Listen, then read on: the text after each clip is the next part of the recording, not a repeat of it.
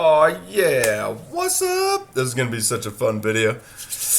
I love talking about signs. Maybe. No, I'm just kidding. I don't know.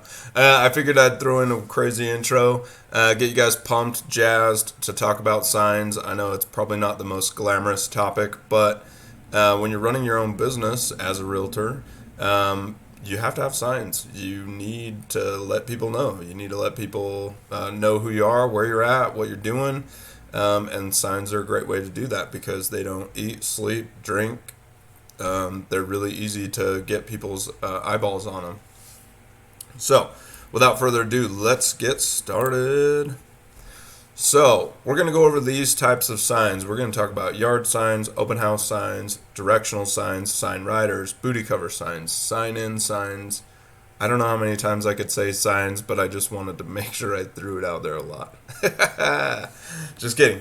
Okay, so first up, yard signs. That's the easiest one you need. Everybody that gets their first listing and every listing beyond that, you need a yard sign. They're just great to tell everybody, hey, this house is on the market. People aren't really driving around in neighborhoods like they used to in long time ago. I guess that's reaching way far back, just because the internet makes it so much easier to cruise around and look at what's available. But a yard sign still does provide a great opportunity for you to get a call from a random person and potentially get a new client. So yard signs really serve the purpose of getting the awareness out there that the house is on the market, but it is also a leveraged tool for us as realtors to pick up random contacts, random networking opportunities, and potential clients. So the guy we buy them from right now, his name is Patrick Evans, over at Imaginos, and so he can print your signs. A few of you already have your first sign, and I've bought those for you, and then a few of you have already purchased more signs because you've had more listings, so congrats on that. All right, switching gears to open house signs. Of course, everybody's different. You're going to run your open houses differently. And everybody can choose how they want to market that property. For me, I love to have an open house for sellers because it makes it look like I'm working, for one. And number two, it's another great opportunity for us to leverage the home into more clients, right? You could potentially get a new buyer from an open house. So on the topic of the open house signs, I really want you to make sure that you have what you need. If it's a big banner, a big flag, directional signs, we'll talk about that here in a second, or if it's just open house signs that have arrows on them. You really need to make sure that you have enough open house signs so that if you had a weird location home, you can effectively get traffic to that home during an open house. So start thinking about, well, how much money am I going to spend? How many signs do I need? Where am I going to store this? Is it going to be beneficial? You never know how many open house signs you're going to need until you actually have an open house. So run one with us, like take the opportunity, if I throw it out there, to run an open house. Take that opportunity to see what it looks like and what it feels like so that you'll be able to do that on your own. Okay, let's talk about directional signs. So there are some very inexpensive directional signs that you can purchase at the board, and when you list your home, you can actually just have these directional signs that say there's a new listing or a new home on the market. They might not be open house signs, but they're directing traffic and eyeballs to where your listing's at, which has your yard sign, which is leveraged so that you can potentially get a new client.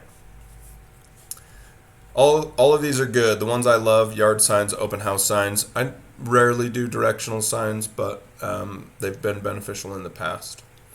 Okay, sign riders are a little thing or a little sign that's underneath your normal sign on your yard sign. Or it could be on the top.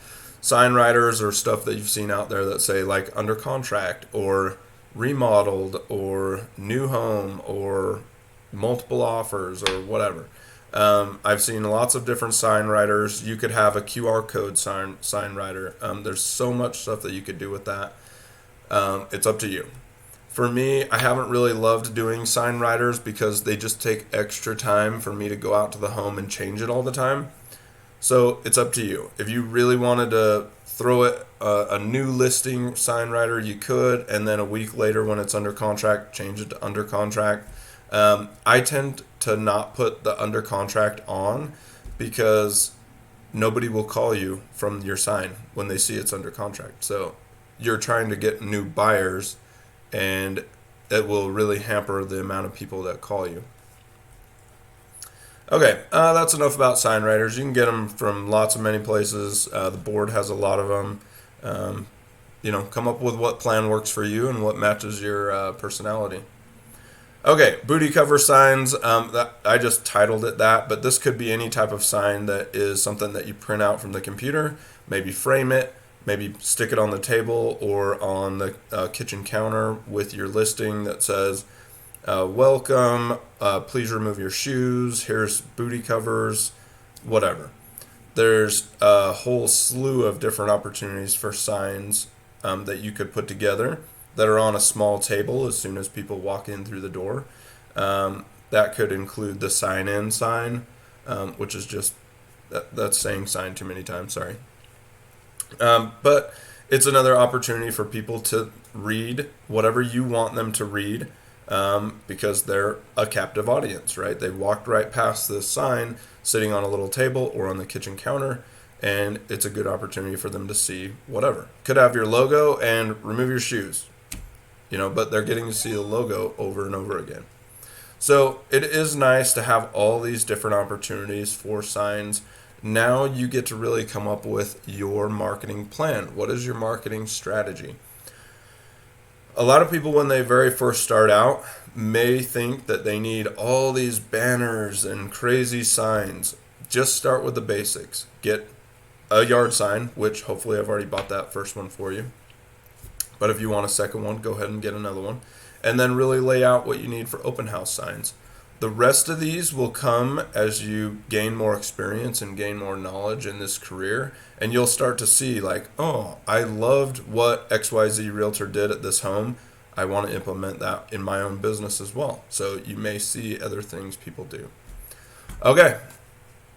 That's it about signs. I mean, I don't know if I can talk more about that without specific questions. So if you have specific questions or where we buy ours or where to get more, please feel free to text me, call me, let me know.